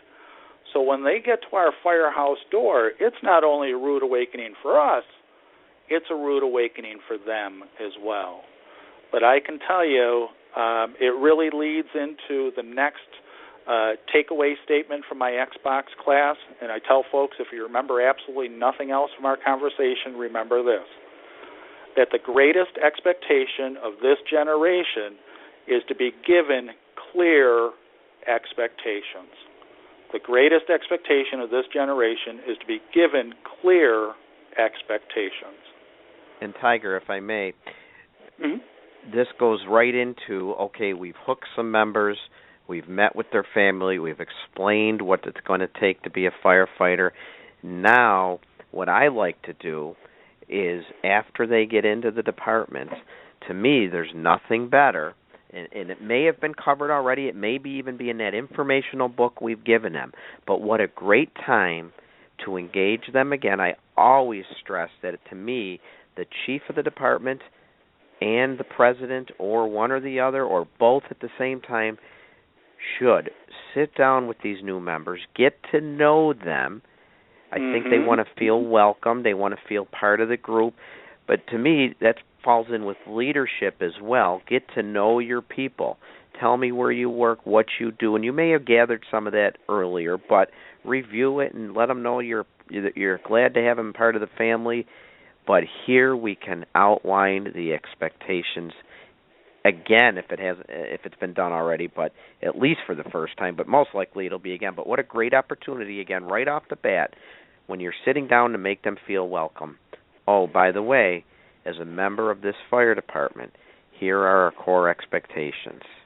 That's right. And one thing that we, I guess, again, a perception of ours about this generation that I hear over and over again is they need to have their hands held. You ever heard that before? Absolutely, yes. Yeah. Yes. So we as a generation need to say, okay, if we know that they need to have their hands held, then, gee, what is our job to do? Oh, yeah, I guess we need to hold their hands. And you just shared a great way of doing that, and that is by sharing those expectations early and often and reinforcing them at every opportunity. One thing that we also hear frequently as a generalization about this generation is that they need constant feedback. They need constant nurturing. Okay, we've identified that as, I guess, a challenge or at least a statement. Then what are we going to do about it? Well, we should probably work towards giving them feedback more often than we've traditionally given our firefighters feedback. So you bring them in for, at whatever interval you can manage, whether it's quarterly reviews, 6-month reviews, once a month, I don't care, in a group setting, or, individualized attention, and reinforcing those expectations and show them where they are in the process. And I think the other trap that we fall into as our generation of the fire service is that we think everything is tied, in their world, everything is tied to the benefits. I hear a lot of feedback from our generation saying it's all about me, me, me. It's the I generation. Well, my definition of the I generation is I stands for individual. And that one thing they definitely are, while they're very capable and focused on working together in large groups and collaborating, at the heart of it, they are still truly individuals. So again, these broad brush solutions and these broad brush incentives and these broad brush requirements may not necessarily apply effectively to each and every single one of them. We need to do exactly what you just offered, and that is, as a chief or an officer or a leader in your organization, take the time to meet with them, to get to know them, to understand truly what their needs and wants are, and see then together lay out a plan as to what it's going to take to motivate them to achieve not just your goals of the organization, but when was the last time we talked about their goals for participation in our organization? Right. What do you want to get out of it? Where do you see yourself? Exactly. What do you want to do to help? That's right. Because I can tell you that for too long, and those organizations who continue to only focus on whether or not the members are meeting the needs of the organization and are totally ignoring whether the organization is meeting the needs of its members, are frankly destined for failure and eventual obsolescence. Have you had much experience in I'm saying this out of naiveness because we don't do it in my department, but I think there's a lot of departments that do, and it falls right in line with what you just said. And and it's meeting with people regularly and guiding them. That'd be mentor programs. I have read about some great success stories with them, and is that another idea that could be implemented? Well, it definitely can, and I just want to touch one thing on, reinforce something about their need for clear expectations. If you think about it, Tom, and your department, I think, is, as a whole, is light years ahead of a lot of other departments in terms of how much you have on paper, not only the history and the rich heritage of your department, but also you've done a great job with your prospective member guide and also your new member kit of clearly outlining and defining what those expectations are for every member. But historically, traditionally, the volunteer fire service especially has been great about sharing that stuff. Maybe sometimes in a time, long ago, we just assumed that you knew that when you signed up. Or maybe we at least told you a couple of times, or we told you when we came in that's what we expected of you, but rarely did we put those things in writing. How many volunteer departments out there today, regardless of whether you only have one category of membership or you have 6 or whatever that number is, actually have job descriptions or job performance sheets for the particular positions within your department? That's what I talk about when I'm talking about clear expectations. It needs to be clear, it needs to be in writing, and it needs frequent reinforcement. And that's something that, like I said, traditionally we have not been real good at in the volunteer fire service. And you can either look at that as, okay, that's a problem and that's a challenge, or we can look at that as, wow, that's kind of maybe some low-hanging fruit. That's a tremendous opportunity for us to up our game and maybe have a little more success at not only bringing these people in, but keeping them engaged and keeping them motivated too. Pay huge dividends in the long run, for sure. Absolutely. Yeah, short-term investment, long-term return on investment. Yes. Definitely. Yeah. Definitely. So that's, and like I said, the mentor thing is kind of unique to me, and I was always questioning how the companies that do it. And if anyone, again, would like to call in and share their success or stories about a mentor program, please, again, the number is there for you at 760-454-8852. Feel free to give a call. But how do you assign a mentor in a volunteer company if you work your job, you might not be available and your mentor is, or your mentor's available and the recruit's not, and how do you assume that they're always together? I guess they'd have to make appointments for certain things, but I'm thinking for calls and details at the firehouse. It's got to be hard to match people up. Well, it is, and that's something I've struggled with for a long time, and to me, mentoring is very, very personal. And while I've talked to a lot of departments that say they have mentoring programs, my experience has been that there's kind of two different outcomes of that. Those departments who have said, you know what we're going to do? We're going to start a mentoring program. And you know what, Tom, you're going to be with Bob. And Joe, you're going to be with Bill. And so, okay, you have all your assignments. So, Tom, start mentoring. Well, how natural is that? Yeah, right. Okay. Well, it's kind of like what when we do I do with lieutenant that? And say, okay, Lieutenant, you're in charge of Engine 2 now, and we've given them no leadership or officer training. Same thing. Absolutely. Yeah, or we haven't taught them anything about Engine 2 yet. Yeah. Right, mentoring to me, like I said, is very personal. And I've shared these stories throughout my career of people in my life and a couple of significant incidents where I guess I didn't fully realize or appreciate even the fact that they were mentoring me or just how much they were mentoring me and what an impact they had on me. And in certain instances, and you know who I'm talking about, our lost friend Bob Newell, tremendous instructor and a mentor to literally thousands in our fire service that I speak about frequently. I didn't realize the impact he had on me until it was too late. But I'm making up for lost time too by sharing his story and trying to embody some of his better qualities and so forth. So mentoring, I don't think, can be forced. We can't just plot out on a on a graph or a piece of paper, or pull names from a hat and say, okay, these people are going to be paired up and they're going to be mentors.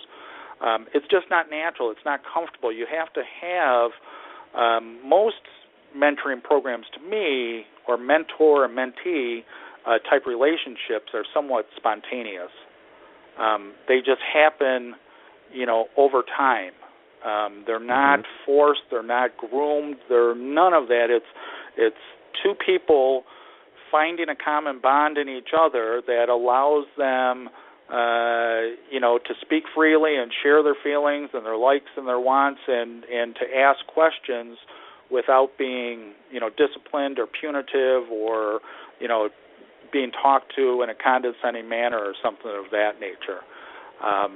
What I've seen most recently is most departments going more towards a FTO program, a field training officer, where there is maybe a little more formal relationship, and out of that also subliminally comes mentoring. And it's those departments who have established their standards. They've made their expectations clear. They've put it in writing. I work with some departments who actually have task books for their rookies or their probationary firefighters, which I think is a great thing. You can't get any clearer expectations than that. And it's the field training officer that they go to for guidance and, say, tracking their progress and feedback and things of that nature. And then as a result of that,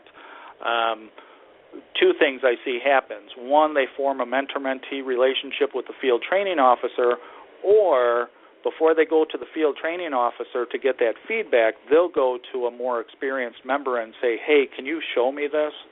I have a question about this. Can I demonstrate this in front of you and you tell me how I'm doing type thing? But again, that requires a very open and inclusive and honest environment in a firehouse. And the firehouses that I go into, where you see that type of relationship and that culture, again, are extremely successful. Yeah. One thing we had experienced success at, and it's along the same line, but we broke it up into officers doing it, is part of our what we call recruit orientation. We have a pretty intense recruit orientation. Each new member is responsible to go seek out a apparatus officer. There's a lieutenant assigned to our engines, our ladder, our light rescue, our heavy rescue, and it's a very informal, and it's pretty quick, but it's a basic overview of the rig, because some of these people coming into the firehouse, they don't know a pumper from a ladder. They don't know a rescue squad from a heavy rescue. So it sounds so basic. But the other thing it does is, it does two things. It establishes a relationship with an officer, and by the time they're done, it establishes a relationship with several of the officers. But it also builds, when you're a new lieutenant, and we give this job to our lieutenants, it builds credibility for them with this junior member, and it gives that officer, that young lieutenant, well, they don't have to be young, but that newer maybe lieutenant, it gives them experience, and they get more comfortable instructing. So it's worked very, very well. It sounds so simple, but it does so many things. It connects with the new member, builds credibility for the officer, gives the officer builds confidence for the officer. Exactly. So I think a common theme here throughout is what I call that C word, communication. Got to be communicating with our members as much as we want them to communicate with us and say what they want. We've got to be seeking them out and communicating as well. Right. No, you're absolutely right. And going back to your methodology to allowing these lieutenants to share, whatever limited knowledge or experience they may have, that they haven't gained everything that the more experienced firefighters have yet. I'm sure you feel the exact same way. When do you learn the most? When you're teaching. Right? Yes. Because what does it force you to do? It forces you to know your subject matter. What's that? It makes you study and look up everything and make sure you got the answers. And absolutely. Yeah, it forces you to be on top of your game, and I talk about that all the time, is that, I never learn as much as when I'm teaching. And, unfortunately, due to my schedule, a lot of times I'm a, last-minute preparer and things of that nature and so forth. But, again, it forces me to get in that mode and do my homework, do my research, or step away from it and figure out, find somebody else who's better prepared or better versed at the subject matter. And it's quite honestly the exact reason that I don't, focus as much on tactics and strategies as I do on changing mindset, because, again, I think that's a equal or greater challenge, that until we can change people's mindset towards things, then they're just not going to grasp and or be able to apply the concepts of the tactics or strategies that we're trying to ingrain in them. Right. And gosh, we've been talking, about an hour and a half. And if anyone wants to call in again. What's that? I said, holy cow. Yeah, I know. And there's so much more I want to ask you. And but if anyone has anything that they want to say or call in for, again, 760-454-8852. And I do want to ask you this, and I will wrap it up shortly. And I think I can obviously see we are definitely going to have a part 2 down the road, because, again, sure. I think maybe we're an eighth of the way down from the top of the iceberg now. Yeah. We're slowly getting, we've got a long way to go. But so many of us need members. So many of us want members. But it's still important to do due diligence and do a little background check, isn't it? And in New York State, I know we're mandated now to do not just arson, but any sexual predators. Doesn't mean they can be disqualified, but it definitely is something that's supposed to be looked into. But Dennis, Gordon Graham, or is it Dennis Rubin? I forget who now. I'm going to get in trouble. But one of them says you're going to get in trouble if you hire, or in your case, recruit, thugs and punks and military misfits and things like that. But the bottom line is we can't just take everybody, correct? Well, that's right, and it's a concept that I've been promoting lately, and I just kind of stumbled upon it, and it's again another old adage, is that you can pick your friends, but you can't pick your family. Mm-hmm. We're the exception to that rule. If you think about it, if you truly believe the concept of brotherhood and the fact that the fire service is our second family, we, of all organizations, cultures, whatever you want to call it, professions, are in a very unique position, that we actually are in a position, if we do it right, to pick our family members.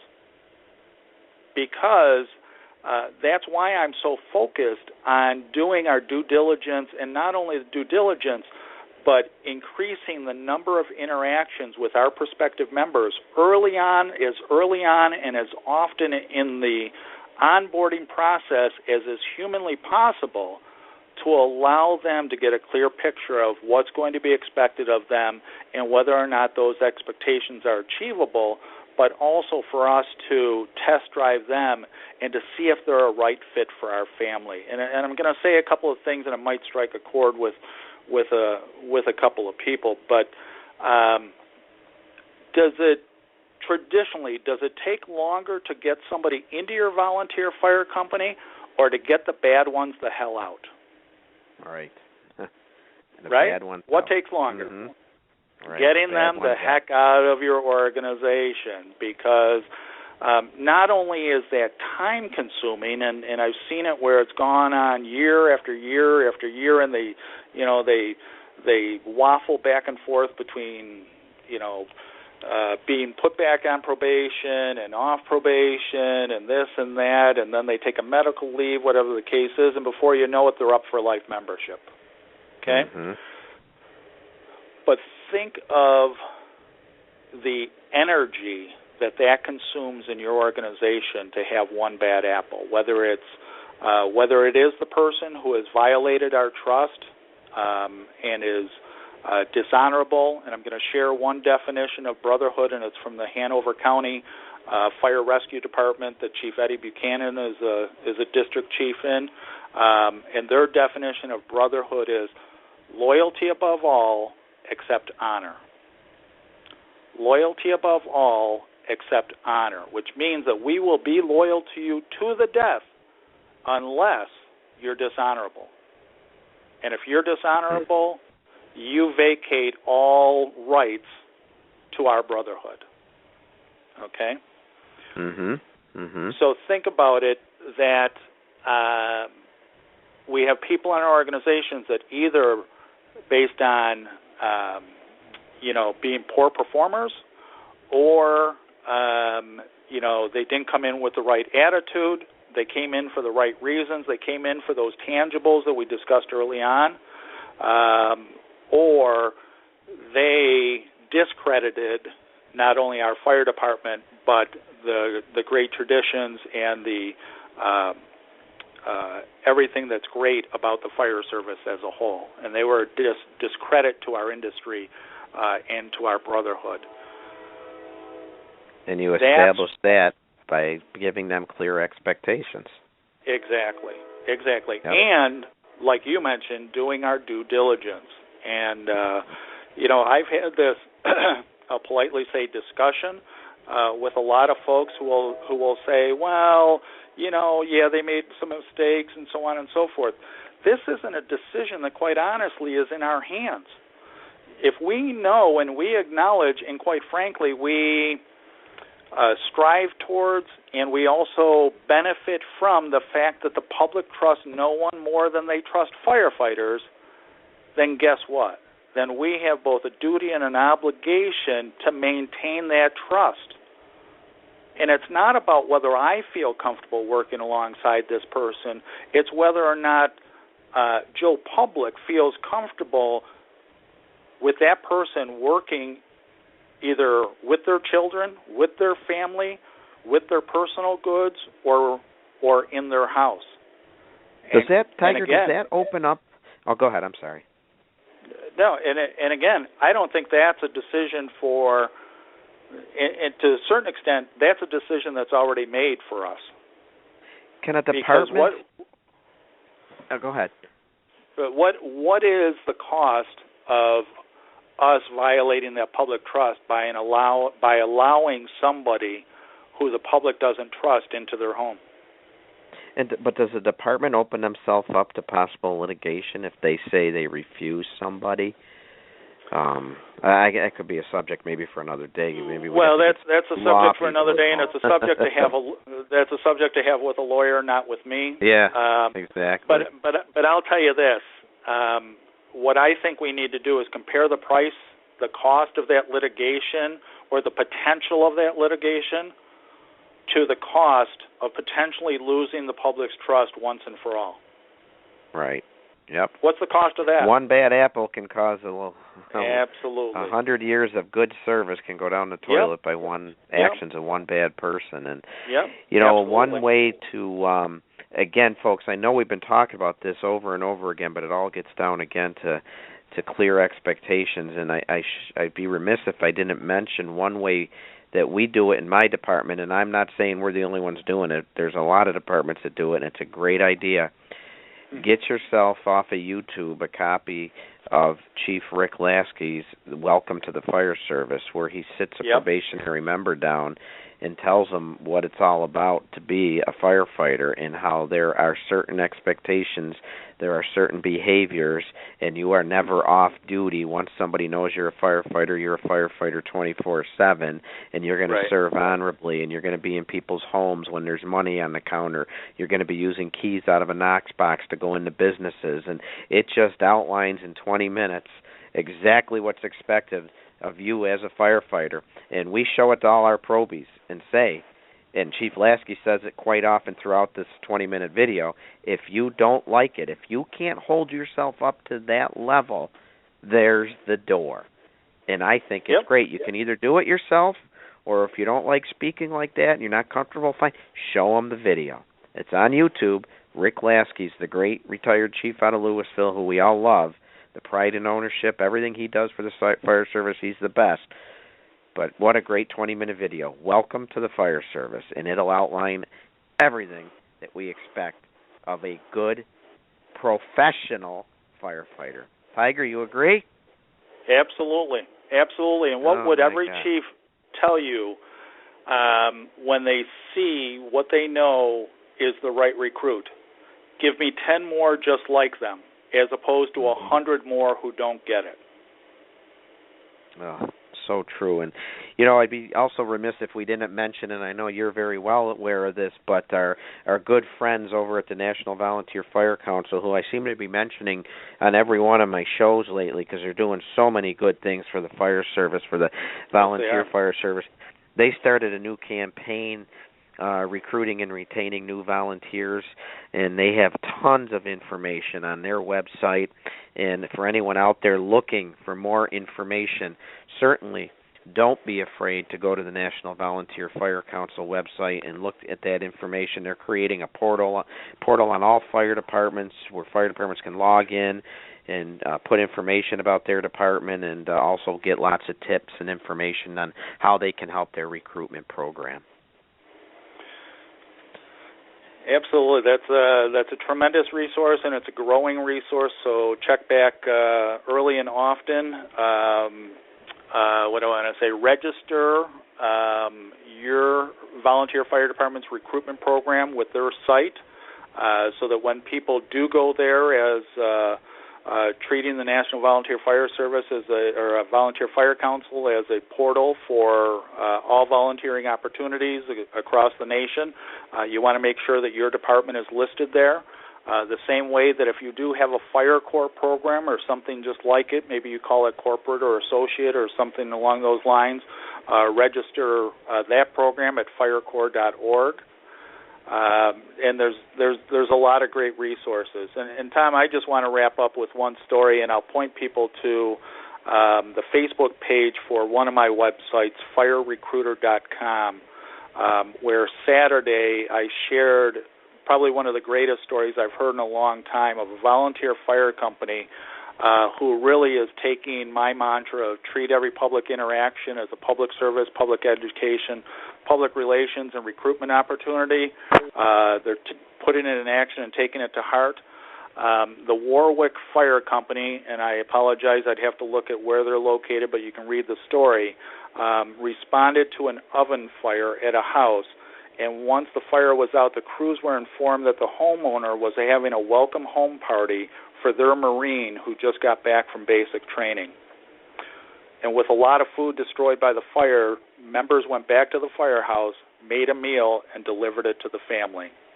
Wow. I love it.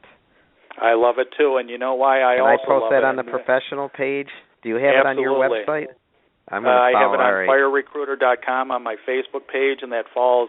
And actually where you can also find it is my Facebook page for soldierfirefighter.com, which is all about connecting veterans and the volunteer fire service, and that's a whole other show for us to talk about. Yes. And Tiger, what a great story to wrap up on. I love it. It gives me chills, and God, exemplifies everything that we stand for and we're so proud of, and what a great professional department. That is just a great story. Listen, Tiger, if any of our listeners, they want to get a hold of you, and again, people, feel free to reach out to Tiger. He's a wealth of information. He's got great presentations from the Xbox to the alarm box. Is absolutely fantastic. I know he'll be at FDIC again next year, but you go all over the country from the Xbox to the box alarm, doing that one and many, many others. People want to get a hold of you. They want to connect with you. How can they best do that? I'll throw out my websites, tigerschmittendorf.com. Proud of the fact I came up with that all by myself, and that I snatched up that. And I snatched up that website name before somebody else did, because they were just lining up. Absolutely.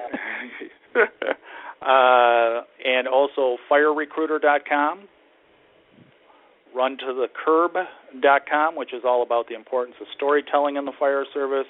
Another show. We could talk 2 more hours on that. That's for sure. How else? And another project that I'm very, very passionate about, and I'll repeat it, is soldierfirefighter.com, which is all about connecting veterans and the volunteer fire service as a means of saving all of us. And if you check out that website, you'll see exactly what I mean. All right, that's fantastic. So, Again, we know there's a problem out there recruiting members. We know there's a problem out there retaining members. We know that our ranks are not as full as maybe they were in decades past. We know the responsibilities, the call volume, our everyday activity has increased tenfold, and that's just not in the firehouse, it's also in our personal life. Yep. But the answers are out there. The answers are definitely out there. They lie with you and your department, and there's a lot of people that are out there to help. There's a lot of great ideas, but connect with your community at every event, every detail. Celebrate the fact that you're volunteer. Get the word out to your community that you're volunteer. Get the word out that you're looking for members. And every member can be a recruiter. It doesn't just have to be a committee or an individual. It can be every member that gets the word out. Connect immediately with any prospective members. When somebody expresses interest in joining, put together a nice informational booklet or brochure that they can take. Get their phone number, get their contact information, connect with them, put it on your website, have applications available.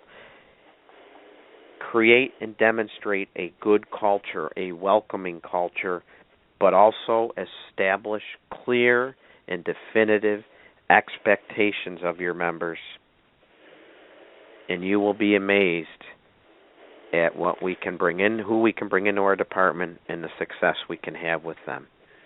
Is there anything else before we clear up with Tiger? You know what you'll end up being, Tom? You'll end up being a professional volunteer fire department. Hey, that's the goal, right? Absolutely. Oh, thank you. I'll just throw one more adage in there, and again, not one I can take credit for, but I love it all the time. And that is, if you don't like change, you're really going to hate obsolescence.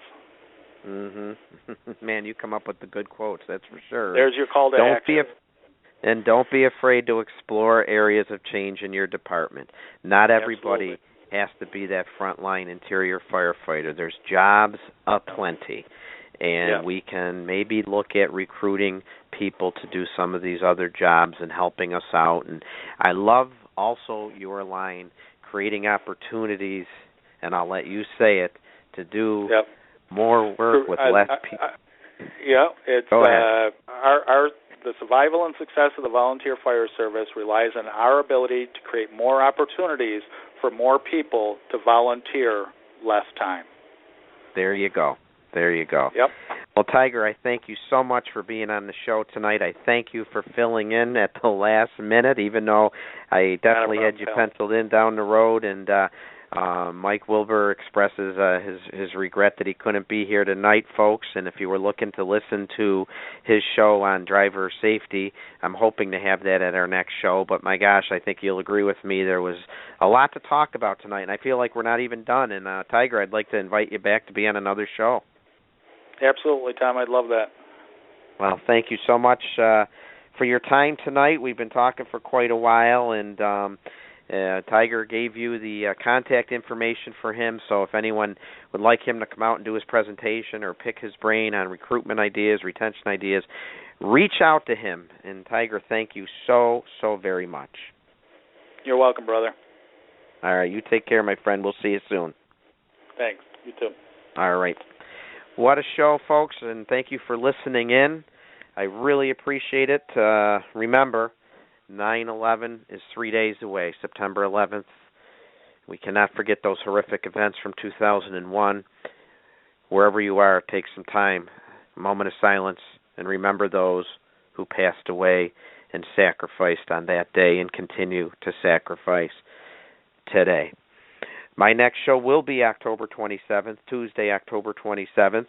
I'm not even going to speculate what it's going to be on because unexpected things do happen, but maybe we'll get the great Mike Wilbur on that day. We'll see what his schedule is. But, folks, we have a lot of things we're going to be talking about. I'll continue the conversation down the road on recruitment, retention, and also storytelling in the fire service, a whole nother great side of Tiger, and that's sharing the stories of our individual volunteer fire departments.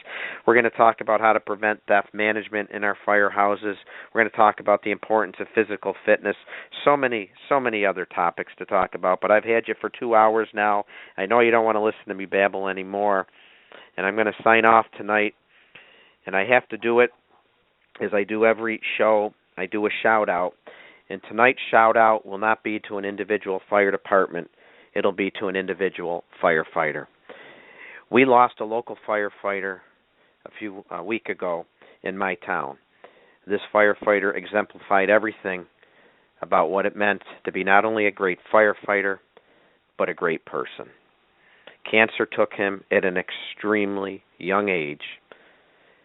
And folks, let me just tell you that he was loved by all, and he had the uncommon trait of working with people and being agreeable with people and getting into discussions with people and always being respectful. He was a great man, and he's going to be missed. The old saying goes that he could disagree without being disagreeable, and that fit him to a T. But above all else, he was a man of high honor, of high integrity. He was a loving father, fantastic husband. He was a friend to all, and he was a great firefighter and a great person. And I would like to give a shout out to my very special friend, a friend to all who knew him in our town fire service. Mark Heim, you will be missed. You were loved. You did your duty. And may you rest in eternal peace, my friend, because we miss you already, and we'll love you and never forget you forever.